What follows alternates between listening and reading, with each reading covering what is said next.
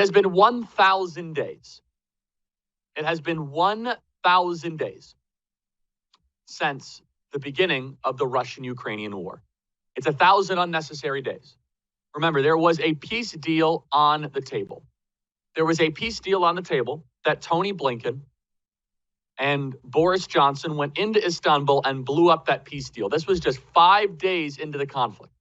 We could have stopped this entire war, and in fact, Ukraine would control more land than they currently have ceded to the Russian Federation. This is 1,000 days of hundreds of billions of dollars being spent. A generation of Ukrainians has been vaporized. And by the way, yes, tens of thousands of Russians have also died. They are human beings too.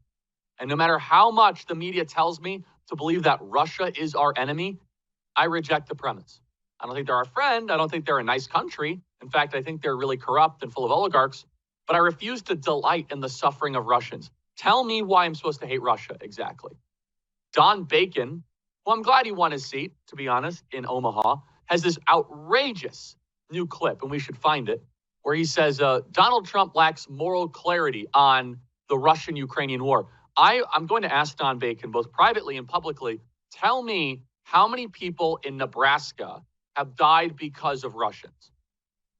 How many people in Nebraska have been killed because of Russians? I could find you thousands of people that have died because of the cartels.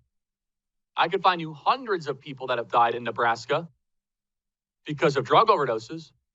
I could find you dozens of people that have died in Nebraska, Iowa, Minnesota because of illegal crime. So the entire machinery of Washington, D.C. is heavily invested in continuing this Russian-Ukrainian war for 1,000 days. At the outset of the Ukrainian war, this show, even though I have to say the emails have changed on this conflict. When we first took a moral stance against American involvement in the Russian-Ukrainian war, I'd say that 90% of our audience was in favor of Zelensky. Now, that has changed, obviously. But at the outset, we on this program recognized how deadly our involvement was. We said it was a mistake. And we keep on asking the question, and I would love an answer from somebody without insulting, smear, or slander. Why is Russia our enemy?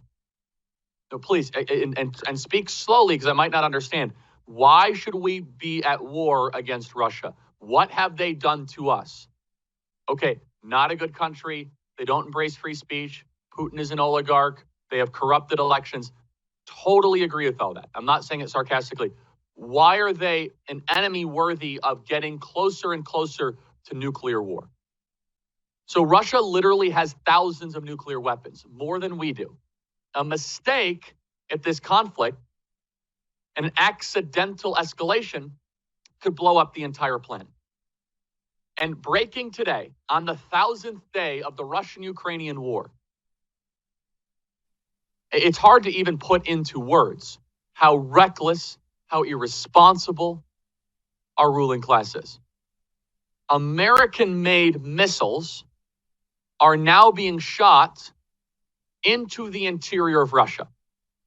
Now, I want you to imagine how America would respond if the cartels on the southern border were shooting in Russian missiles into America.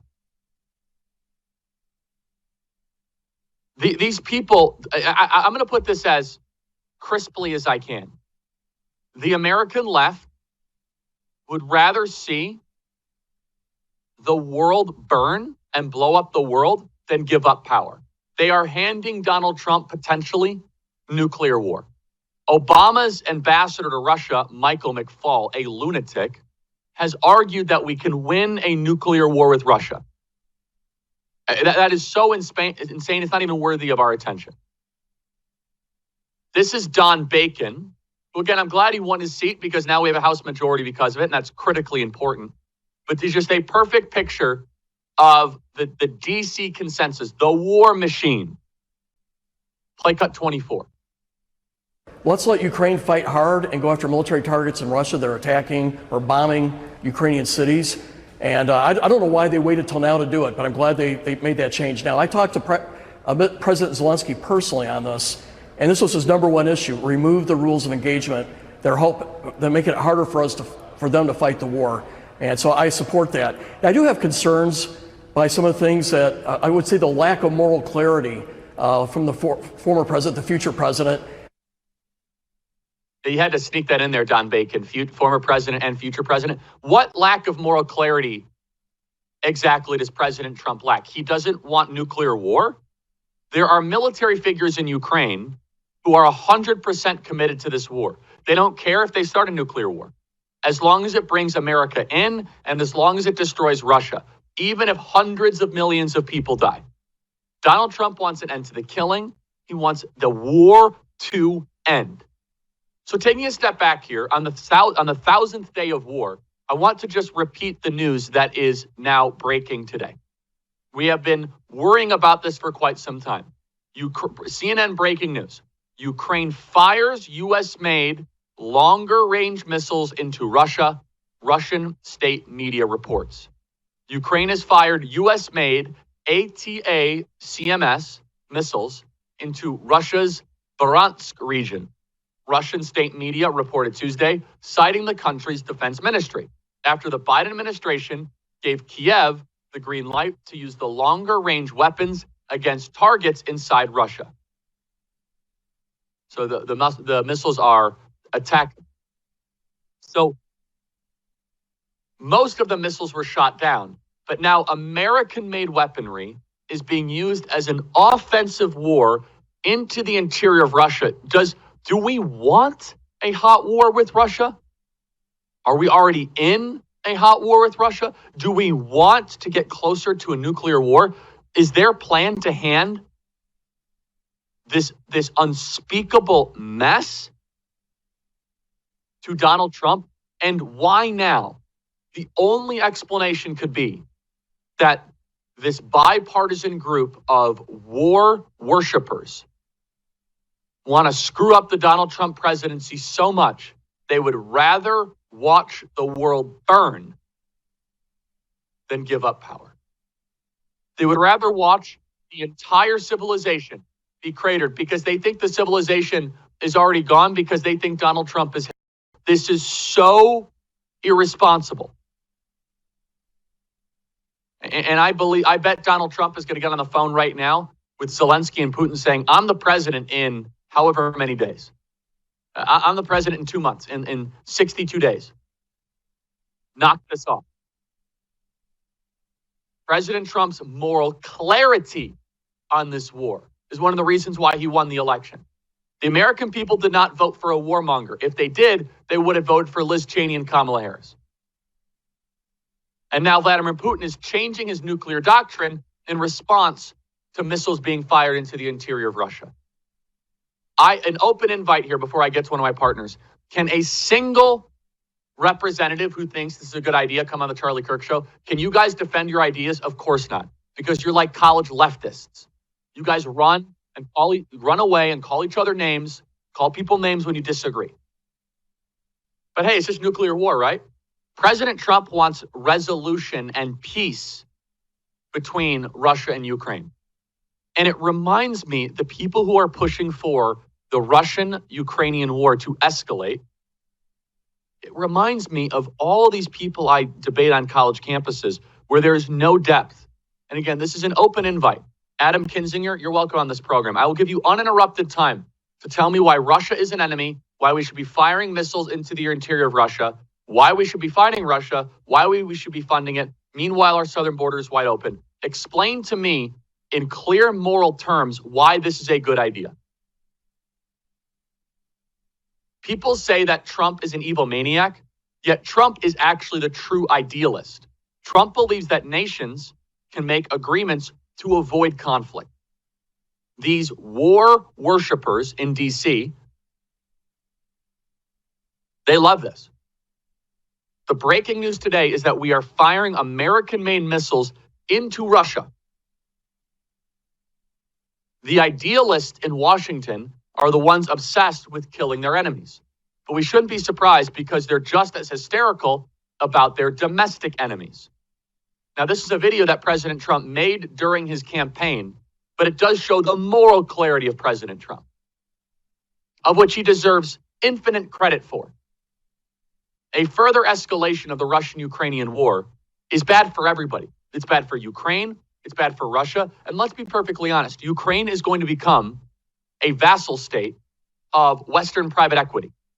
They are going to pillage and plunder and the interior of Ukraine for its natural minerals, for its grain, for its abundant resources. They don't care about the Ukrainian people. They are wrecking a generation of Ukraine. And again, I just want to repeat, imagine if America was receiving missile fire from an adversary brought to you by the Russian Federation. Imagine if Cuba was firing missiles into Florida made by Russia and Russia was supplying them. How would we respond? And before I play cut 26, and I've said this before, and now I can speak more freely because it's after the election, because everything was taken out of context and clipped, and it was just so sensitive. So let me just say this as clearly as possible. The American foreign policy establishment is betting on the restraint of Vladimir Putin. The entire escalation is all hinging on the fact that Putin is the most sane actor in this equation. They actually think that Putin is really, really stable. It hinges on the fact they know he's not Hitler and that Putin doesn't want nuclear war. Now, of course, the problem is unintended consequences. It's incredibly risky. But let me just repeat. The people in D.C., they'll whisper, oh, Putin won't respond. Putin won't respond. Putin won't respond.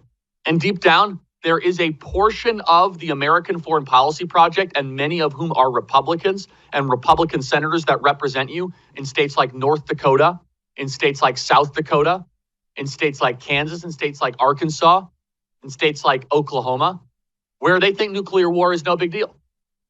This is President Trump's moral clarity, a video he shot during the campaign, play cut 26.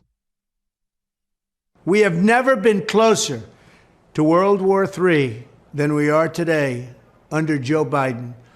A global conflict between nuclear-armed powers would mean death and destruction on a scale unmatched in human history. It would be nuclear Armageddon. Nothing is more important than avoiding that nightmare. We will avoid it. We must be absolutely clear that our objective is to immediately have a total cessation of hostilities. All shooting has to stop.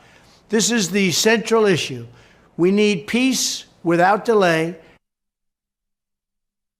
It is very possible that by electing President Trump, we might have saved the world. Imagine if Russia knew things were getting even worse for the next 4 years. Imagine if Russia knew that Kamala Harris was coming in and there was no end in sight. At least for now, Russia knows someone they can work with is taking office. And I want you to think about how insane this is. So we are firing missiles towards Russia. And then our calculus is that, well, Russia is actually really measured in their response. So we're going to keep on provoking them by sending American-made missiles at their homeland. And they won't respond because Putin is this really balanced figure, even though we say he's Hitler. And then Russia says, guys, hold back, don't respond with nuclear weapons, even though our homeland is under attack because Donald Trump is coming.